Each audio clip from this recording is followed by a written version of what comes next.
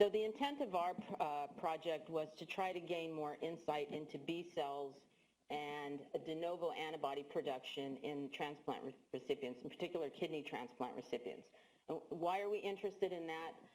Because this is an example, there's many studies of this type, but this is a study several years ago published in the Lancet out of France showing graft survival outcomes in patients depending on categories of either no rejection, T-cell mediated rejection, or antibody mediated rejection. And I think it's quite clear, the line in red, antibody mediated rejection, those grafts do much worse over the long term than patients, for example, that undergo T-cell mediated rejection. And this is in some ways not surprising, since most of the immunosuppression that we currently use is targeted at protecting patients from classic T-cell mediated rejection. But I think it emphasizes the importance and the potential impact of antibody production and antibody mediated pathologies in the post-transplant period. So antibody-mediated rejection can contribute to both acute and chronic forms of rejection. There's many complexities of this, and they're still being elucidated, but it's clear that it's a major barrier to long-term graft acceptance. We hear a lot about donor-specific antibodies, or DSAs. These can be present pre-transplant in patients that are sensitized and are screened for, but patients can also develop de novo antibodies post-transplant. These DSAs can be specific for donor alloantigens and are quite clearly associated with very poor graft outcome. So there's been a lot of work over the last several years trying to develop more specific and more informative assays to characterize these antibodies. And we focus in those approaches mainly on these circulating DSAs, but there isn't really any information on the B cell compartment, the cells that are responsible for producing these antibodies. And so that was the focus of our proposal, to try to understand more about memory B cells and plasmablasts. And these are two populations that are critical to our study that I'll tell you a little bit more about. So this is the immunology slide for the day, and it depicts the development of B cell maturation and differentiation, and starts on the left with a naive B cell that expresses a B cell receptor and can encounter an antigen. And in the context of transplantation, we're thinking about an allograft. This B cell then can become activated and will clonally expand and will elicit a process called germinal center formation when these cells go to secondary lymphoid tissues like spleen and lymph nodes. And in that environment, these B cells then go through a process called somatic hypermutation, which involves an increased diversity of these B cell receptors. So mutations are occurring, and this is one of the ways in which we expand and improve the B cell response in terms of recognition of antigen. And then there's interactions with other cell types like specialized T cells and follicular dendritic cells that drive these B cells to differentiate. And you can generate either memory B cells or plasmablasts. So the memory B cells are the long-lived B cells that then recirculate in blood and bone marrow, and they're available to rapidly respond to a subsequent encounter with an antigen. The plasmablast compartment, on the other hand, is a very short-lived population of B cells, and these cells are poised to make antibody right away. They've already been programmed to respond. So they're on the verge of producing antibody. They move on into the plasma cell, the antibody-forming cell type. And so our interests were focusing on the cells. We know a lot about the antibodies that are already present in these patients, and that's what we tend to measure clinically, but we don't know anything about the memory cells. The antibodies represent something that's already happened. The memory cells, we think, represent something that could happen in the future, and the plasmablasts represent something that's about to happen in terms of antibody production. So we wanted to find a way to probe these cellular populations to get more insight about what's going to happen in these patients in terms of antibody production. So the two aims of the project were first to see if we could develop methods to detect and characterize what we call clonally expanded donor-specific B cells. These are B cells that have encountered donor antigen and either HLA-specific, those antigens that might be expressed on the allograft, or non-HLA-specific antigens, specifically in kidney patients, some of which were undergoing antibody-mediated rejection. And then the second aim was to try to produce and characterize antibodies from these sequences that we determined from the cellular populations in these patients. Okay, so just a reminder about antibody structure, because that's what we're going to be talking about extensively. There's 5 different forms of antibody.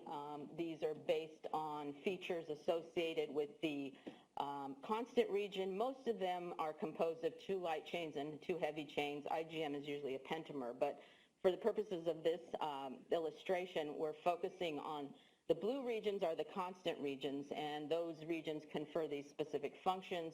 The red regions are the variable regions, and those are the portions of the molecule that confer specificity for the ability to bind to antigen. So the sequencing studies that we did allowed us to designate specific heavy chain sequences as well as variable region sequences to learn about the diversity of the antibody response. Okay, so how did we do this? The approach involved taking blood from patients and then isolating that population of cells that I told you about, the plasmablasts. It turns out that these cells express very high levels of a marker called CD38, so we can use that to enrich for those cells. And then we do single cell sorting, putting one of these cells into every well of microtiter plates, and then go through a process of amplification, a PCR-based amplification, where we expand these VDJ regions, the antibody binding sites. We also barcode the cell so we know which cell was in each well, and then we do deep sequencing. So that's the first part of the pipeline. How do we get these plasmablasts out to do this process? So this just involves FACS sort of identification of these cells based on markers we know they express. We can, on the left, start with the B cells, which are CD19 positive, and then separate them into other populations, focusing on the CD27 positive, those cells on the right in the second panel, and then those can be further fractionated in the third panel based on CD38 expression, so you have CD38 high and low populations. And you can also use CD20 to distinguish the plasmablast from the memory cells. So using these kinds of approaches, we can apply this strategy to generate these individual single cell populations of the plasmablasts as well as memory cells. Once we run those cells through that pipeline, we do a computational analysis to try to make sense of these very large data sets of sequencing information. And then the goal is to generate antibodies, recombinant antibodies representing those specific clones that we identified that each of these plasmablasts or memory cells are making. And once you have those antibodies, you can use these as tools to try to interrogate the specificity of those antibodies or to do functional studies, either in vitro or in animals, to understand more about how they may contribute to pathologic processes such as graft rejection. So that's the overall game plan. This is the kind of data we generated by running plasmablasts through this pipeline. This is a phylogenetic tree, and just to orient you, every dot on that image represents a single plasmablast that has been sequenced for the immunoglobulin in that cell. They're coded based on the type of antibody, either IgG in red, IgA in blue, and IgM in green. So you can see there's a mixture of those isotypes that we recovered from the individual plasmablasts. And then they're organized, or they're rooted around 6 different known families of immunoglobulin heavy chain V region sequences to separate them in the first analysis, and then they're further fractionated based on heavy chain families and then the sequences of the light chain to distinguish them. And so the orientation of these dots represents the relationship in terms of sequence of the individual immunoglobulins from the different plasmablasts from the patients. And there's a few you can see down in the right-hand corner in blue that are sort of doubles together. Those we think represent clonally expanded plasmablasts that are probably actively dividing or producing antibody because in order to be placed in that position, it indicates they have more than 70% identity in terms of their CDR3, which is the antigen binding site. So this gives us a picture of the types of distribution of plasmablasts in the patient at that time. This patient happened to have had a transplant many years ago. I believe it was 17 years earlier, lost the graft, was retransplanted, and then underwent antibody-mediated rejection, and this blood sample was taken a couple of months before the diagnosis of antibody-mediated rejection. So we have sequences ascribed to each of these individual cells, and what we want to do is go on and study more with the data that we have, do further analysis. As was pointed out, a year is hard to get a lot done in terms of these seed grants, so we still have a lot of data to analyze to kind of understand more about the relationships of all of these clones.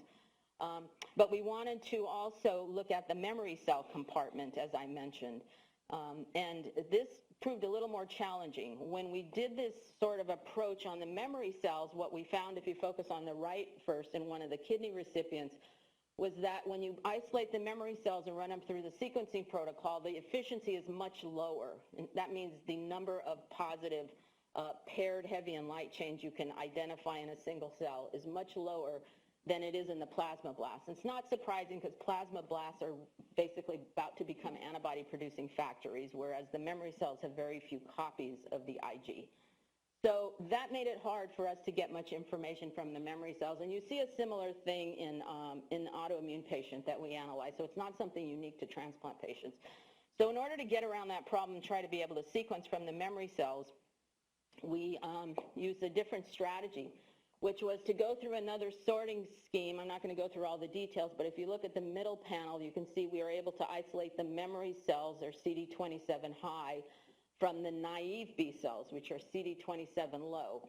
We sorted those cells and then cultured them for 5 days in something we call the stimulation cocktail, which is a mixture of cytokines and antibodies that we knew would activate these B cells to try to drive them to more of a plasmablast-like phenotype.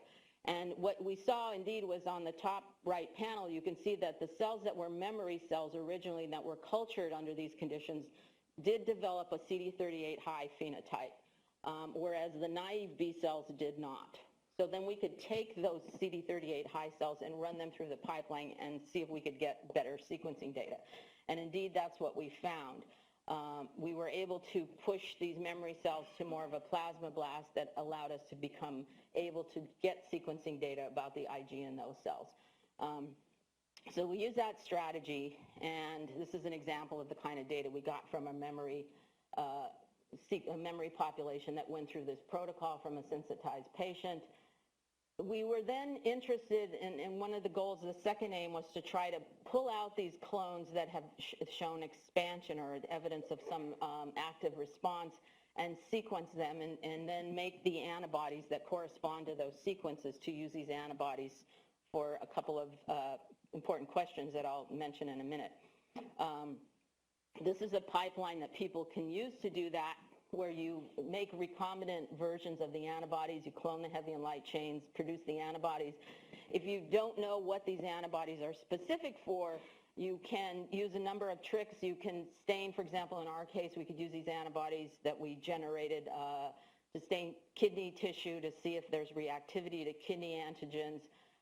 People use 2D gels and mass spec to try to identify what the proteins are that these antibodies are binding to. In our case, we took a different strategy, focusing specifically on the possibility that these are anti-HLA antibodies on the left, and that's sort of repurposing the methodology that's used for determining sensitization of patients prior to transplant, which is a sort of a Luminex-based assay. So what you can do is take beads that you can buy that every bead is coated with a different HLA protein and mix your monoclonal antibody with these beads. If it's specific for an HLA, it'll bind to the bead, and you can detect that with a second step detection with an antibody that's fluorescinated, and then run these beads on Luminex, and each bead has a different fluorescent profile, and you can tell what your antibody is binding to. So we're in the process of using that strategy to determine the HLA specificity of the antibodies we've made. The other thing we're interested in is the non-HLA antibodies, and there's been some reports that, for example, connective tissue antigens are important as potential autoantigens that are being targeted in different forms of graft rejection. So this isn't a totally unbiased approach, but it is in some sense more so than the HLA specific, and we're trying to focus initially on connective tissue arrays to see if we can find specificity there. So just to summarize, we've been able to show that with 10 million PBMCs, we can get single-cell sequencing data of the IgN plasmablasts or activated memory B cells from sensitized kidney recipients. This population is, plasmablasts is fairly broad in terms of the types of antibodies. We can find IgA, IgM, and IgG antibodies, as well as all six IgB region heavy chain families have been represented in the cells that we've collected out of the blood of patients. We think the approach makes it feasible to get what we call paired heavy and light chain sequences, so the entire antibody sequence from antigen-specific B cells. So far, we've produced 20 monoclonal antibodies from some of these clones that we've sequenced, and we're in the process of determining the specificity. We ran into a little bit of trouble because the company that was making these antibodies wasn't, at some point, wasn't able to do them anymore, so we've had to figure out how to do that in-house. But we now have 20 monoclonals that we're in the process of screening for their specificity. And I think with all good pilot projects, you run into unexpected challenges, but also hopefully discover a lot of new opportunities. I think with this approach, we've run into the challenges of the fact that it may not be possible in every patient to be able to recover sufficient plasmablasts, even in some sensitized patients, because we're limited in we were only working with 10 mils of blood in these studies, but you could get more in adult patients, but still that becomes an issue. We, as I explained, had to use a trick to get the memory cells to become, to produce more antibody transcripts. So I think that it's unclear if what we did when we cultured them may have changed the IGs in those cells. That remains a question.